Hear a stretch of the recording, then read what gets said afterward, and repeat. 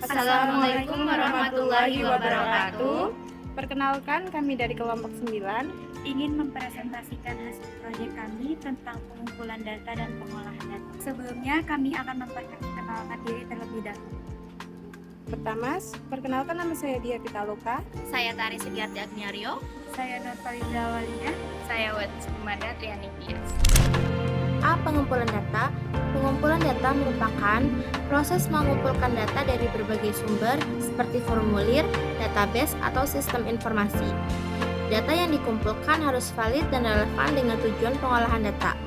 Pengumpulan data mempertimbangkan tujuan penelitian, jenis data yang dibutuhkan, dan metode pengumpulan datanya. Yang pertama, ada 3 komponen penting dalam pengambilan data, yaitu variabel, populasi, dan sampel. Variabel adalah sesuatu yang memiliki karakteristik yang nilainya dapat berubah atau berbeda. Misalnya, karakteristik harga suatu barang akan berubah-ubah menurut waktu atau berbeda-beda menurut tempat. Populasi merupakan keseluruhan objek atau individu yang menjadi fokus penelitian, misalnya semua penduduk di suatu negara. Sampel merupakan sebagian kecil dari populasi yang diambil untuk tujuan penelitian. Sampel harus representatif agar hasil penelitian dapat digeneralisasi ke populasi. Selanjutnya, metode pengumpulan data. Yang pertama ada sensus. Sensus adalah metode pengumpulan data di mana seluruh anggota populasi disurvei tanpa terkecuali. Cakupan dalam metode sensus yaitu semua individu atau unit dalam populasi harus diteliti. Contohnya seperti ini. Yang kedua ada sampling.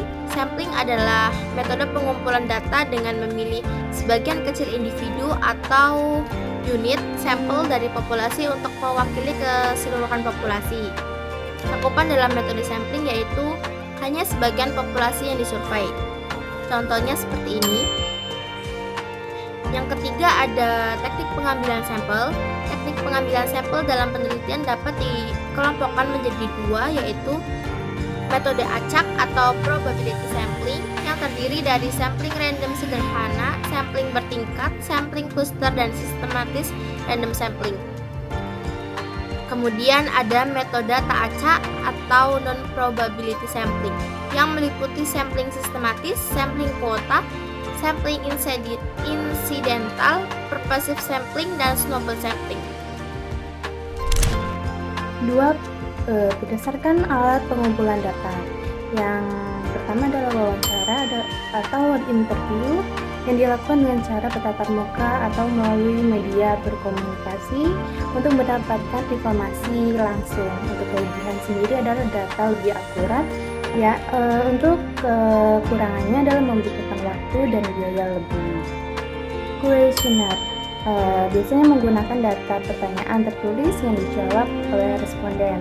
Untuk kelebihan sendiri adalah efisien untuk banyak responden. Untuk kekurangan sendiri adalah responden mungkin tidak serius untuk menjawab.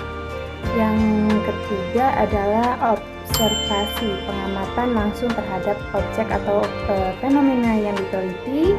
Kelebihannya adalah data lebih objektif. Kekurangannya adalah untuk tidak semua data bisa diamati. Yang keempat adalah dokumentasi, pengumpulan data melalui dokumentasi tertulis, foto, atau video. Kelebihannya adalah mudah diakses, kekurangan bisa saja tidak relevan. Yang selanjutnya adalah eksperimen. Data diperoleh melalui percobaan di bawah kondisi terkontrol. Kelebihannya adalah menghasilkan data spesifik, kekurangannya adalah biayanya termasuk tinggi dan membutuhkan waktu. Untuk yang terakhir adalah studi pustaka, mengumpulkan data yang relevan dari buku, artikel ilmiah, berita, maupun sumber kredibel lainnya yang terkait dengan topik penelitian. Untuk studi pustaka dapat menguatkan latar belakang dilakukan penelitian, kemungkinan kita untuk mempelajari peneliti-peneliti terdahulu, sehingga kita dapat menghasilkan peneliti yang lebih baru. Untuk kelebihannya sendiri, ketersediaan data yang lebih luas, informasi yang diperoleh bisa berasal dari sumber-sumber yang sudah melalui proses validasi seperti artikel jurnal atau buku akademik. Untuk kekurangan sendiri, untuk studi pustaka adalah kesulitan dalam menemukan sumber yang relevan. Tidak semua informasi dapat ditemukan dalam literatur yang tersedia, terutama jika topik peneliti tergolong baru atau sangat spesifik. B. Pengolahan data. Pengolahan data adalah serangkaian langkah atau aktivitas yang dilakukan untuk mengumpulkan, mengatur, membersihkan, dan menganalisis data agar dapat digunakan untuk mendukung pengambilan keputusan. Ini mencakup segala sesuatu mulai dari input data, pengolahan di berbagai tahap, hingga output informasi yang berguna. Juga mentabulasi data, menjumlahkan, dan memilah-milih data. Melakukan pengujian kuesioner seperti uji validasi, uji reliabilitas, dan uji kecukupan data. Pengolahan data juga bisa menghitung kesenjangan antara persepsi dan harapan pengguna. 1. Fungsi pengolahan data. Fungsi pengolahan data meliputi 1. Pengumpulan data. Pengolahan data dimulai dengan pengumpulan data dari berbagai sumber termasuk formulir, sensor, perangkat lunak, dan banyak lagi. 2. Pembersihan data. Data dikumpulkan seringkali memerlukan pembersihan, yaitu mengidentifikasi dan memperbaiki kesalahan atau ketidaksesuaian dalam data. 3. Penyimpanan data. Data yang telah dibersihkan dan divalidasi disimpan dalam basis data atau sistem penyimpanan data yang sesuai. 4. Pengorganisasian data. Data diorganisasi agar mudah diakses dan dicari. Ini melibatkan pembuatan tabel, grafik, dan struktur data lainnya. 5. Pemrosesan data. Data diproses menggunakan algoritma atau metode analisa data untuk mendapatkan informasi yang berarti. Yang terakhir ada pengambilan keputusan. Hasil pengolahan data digunakan untuk membantu pengambilan keputusan. Informasi yang diperoleh dapat menjadi dasar untuk membuat keputusan yang tepat. 2. Metode pengolahan data. Metode pengolahan data terbagi menjadi 5. Yang pertama, manual. Metode manual melibatkan pengolahan data tanpa bantuan komputer atau teknologi otomatisasi. Contohnya, termasuk pengisian formulir secara manual atau pengolahan data dengan menggunakan alat tulis. Yang kedua, elektronik.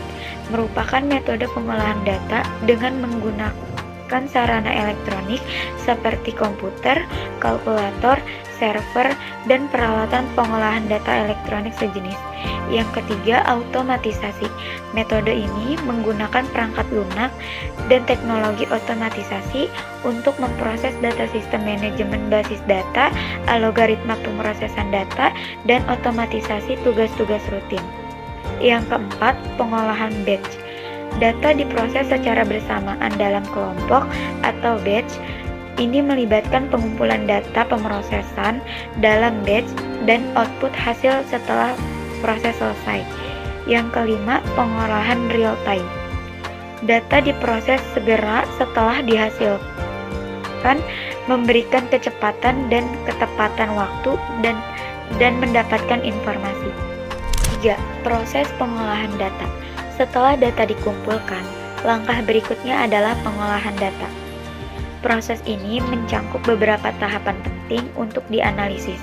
Yang pertama, pembersihan data. Memastikan bahwa data yang dikumpulkan bebas dari kesalahan dan siap untuk dianalisis. Yang kedua, perorganisasian data. Menyusun data dalam bentuk tabel atau grafik agar lebih mudah dipahami. Yang ketiga, analisis data. Menggunakan teknik statistik untuk menginterpretasikan data seperti menghitung rata-rata, median, modus, dan penyebaran. 4. Teknik penyajian data. Data dapat disajikan dalam berbagai bentuk seperti yang pertama, tabel distribusi frekuensi, menyajikan jumlah kejadian untuk setiap kategori. Yang kedua, grafik, seperti histogram, diagram batang, atau pie chart untuk visualisasi data. Yang ketiga, statistik deskriptif. menyediakan ringkasan informasi tentang karakteristik